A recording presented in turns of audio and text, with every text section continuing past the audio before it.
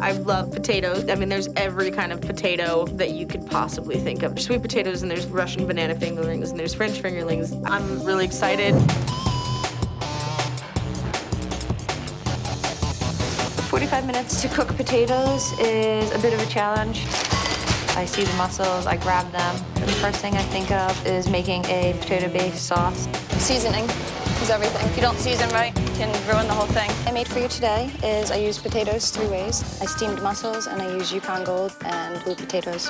Made a potato-based sauce with a little bit of chicken stock, lemongrass, ginger, and garlic. I used duck fat and butter and creme fraiche in the sauce also. Very nice, thank you.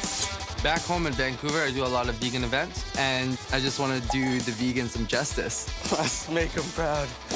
I got coquille Saint-Jacques. I know there's a scallop, and it has like a cream sauce with it. So I plan these potatoes to look like scallops. So I cooked the potatoes in a seaweed and mushroom stock, and I seared it like a scallop. I just want it to taste like the sea. The seafood flavor is gonna come from the mushrooms and the kelp. Hello. Hi, Mark. Hi, Mark. Hi, Chef. So you had the coquille Saint-Jacques? Yes, oui. So what I've done is potato 2 ways, seared potato that's been cooked in mushroom and dashi, and then a potato skin jus, chive oil, and white wine onion foam, and just torn bread cooked in the garlic oil. You had the coquille Saint-Jacques. Your broth was amazing. It had so much umami in it. I just wanted to go back in over and over again. Oh, potatoes, potatoes. My late night guilty pleasure is poutine. Just like, you know, messy and like, I think you're gonna take all the potatoes. My inspiration behind my late night dish is me as a young cook in Montreal, getting done work, not having a lot of money, but like needing a bunch of calories to sort of get me through. Make some fries and toss them in some nice barbecue spice. I'm gonna be inspired by the East Coast, and I'm gonna make a moose poutine. Yeah! MOOSE-TINE, this is moose poutine. My late night guilty pleasure is poutine.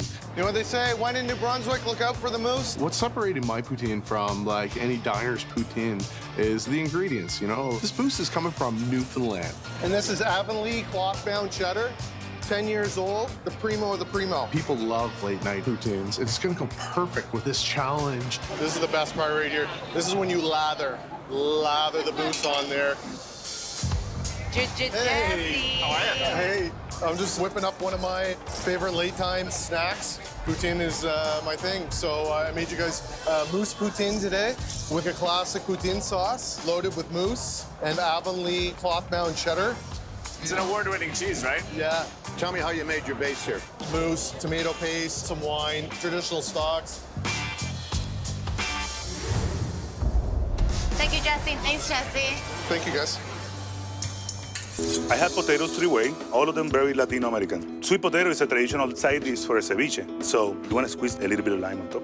This is a purple potato that I cook with some of the ham and a little bit of salt. These are fingerling potatoes that I smash by hand. They have yeast, ají amarillo, the slow cook egg, and cream. Good flavor. Thank you very much. Our eyes are really big today, and we have a huge appetite for an ambitious menu.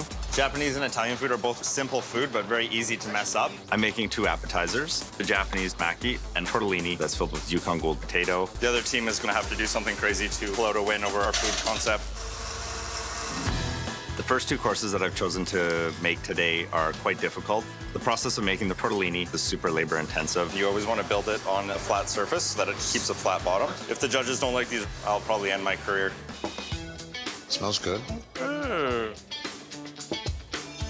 What you have there is your potato ravioli with pine mushroom broth. The pine mushrooms are from Tofino, same with the salted roe and the kelp as well. Very delicate wrapper. Filling was well seasoned. The roe inside was fantastic. I lapped up the broth, so for me, that was a big winner. I did a purple potato puree inspired by the columbine, which is the state flower. On top, I did lamb that's been glazed with juniper, rosemary, charred asparagus, and finish it with just a little bit of goat cheese. Lamb's cooked beautifully. Thank you. And this is easily the most colorful dish that we've seen today. Appreciate it. Hello, Preeti. Hi. I poached the Russian banana fingerlings in some saffron broth and then used the bright green asparagus, some lovely vine-ripened tomatoes to contrast. Very nice. Thank you, Preeti. Thank you. I'm batching out dip for 100 people. I love potato chips, so I am making today a dill pickle chip with a chive and sour cream dip. More of an elevated style dip. It is perfect for late night eating. I have been a runner for a long time, so I'm training while doing this competition, which is insane. And if I'm gonna waste calories on anything, it's gotta be something that's super salty. Connie, hi there. My favorite thing to eat after work is chips, and I love dill pickle. So I made homemade dill pickle chips with a sour cream and chive dip, and I'm topping it with a salmon roe and some fresh grated horseradish. Would you eat more than these chips at the end of a service? Probably. The two main components of my dish are cotton candy and caviar, baby. Sounds like it'll be the title of my first mixtape. Free cotton candy to me. I want my dish to look like cotton candy, so I'm making something, light and airy. I'm using a lot of the colors of cotton candy. There's lots of purple, some pink radishes we're gonna do here. The base of my dish is crispy purple potatoes. I'm going to put a sour cream cloud on top and caviar, of course. So I went kind of two routes. This is the savory part of the dish. So it was more about the color and the appearance of cotton candy. So the purple potatoes, pink pickled shallots, aerated sour cream, a little bit of amaranth sprouts, pink peppercorns, and then some caviar. Phil, that is a lot of fun to eat. Thank you, Chef. I love the potatoes in the bottom. They've held up really well. They're super crispy. The cloud on top has great freshness to it. Awesome. Caviar comes through. The pink peppercorn was the thing I worried about, but it works. This is a classic pairing with caviar, right? Potatoes and sour cream and the lemon, but in such a light and modern way. I love that. How are your samosas coming out? They're good. I'm doing a more deconstructed version of them. And I'm not using red meat. I went the chicken route. I think I'm the only one. I'm not sure.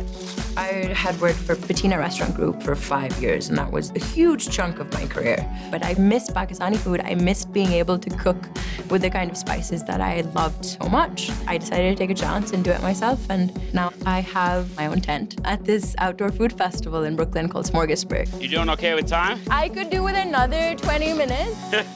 Here's to a lot of meat and even more potatoes. Yeah, let's do this thing. Right with you. Bye, guys. Hi, Fatma. Hi, Tom. How are you? What did you make for us? So it's my take on a samosa. I've got the classic potato and pea component, and I've added braised chicken. I have a tamarind, beet, and plum sauce with a mint chili yogurt, pickled chilies, and then crispy chicken skin. It looks like a Pakistani nacho. There's going to be an avalanche. Yeah. Do it, do it. There is a lot of different spices going on, but you can taste everything. You get a nice heat from the chili, and the texture is just amazing. Yeah, you got that chaat patti feeling in here. Did you? Oh, good, I'm glad. Chaat patti is like Indian umami. Exactly. It's it makes you go. I can't believe Padma just said she enjoyed the samosa. I'm very close to losing my cool at this point. Potato is kind of bland and boring, but in my head pops the idea of a sweet potato ice cream, which to me is a wow dish. Stay cold, stay cold, stay cold. So I'm standing over the ice cream maker, praying over it, it's gonna work. Come on, you mother flower. The ice cream maker is not turning my ice cream quickly. Meanwhile, the time is counting down. Hello, Ash. Hi, Padma. What did you make for us? I did a chilled sweet potato custard with toasted pecans. Actually, it's a good texture. Thank you. Ash, you had that custard. Very nicely flavored, very nicely seasoned. You weren't trying to overreach. You were working with time on your side. I'm actually totally surprised by this and laughing so hard I can barely look up.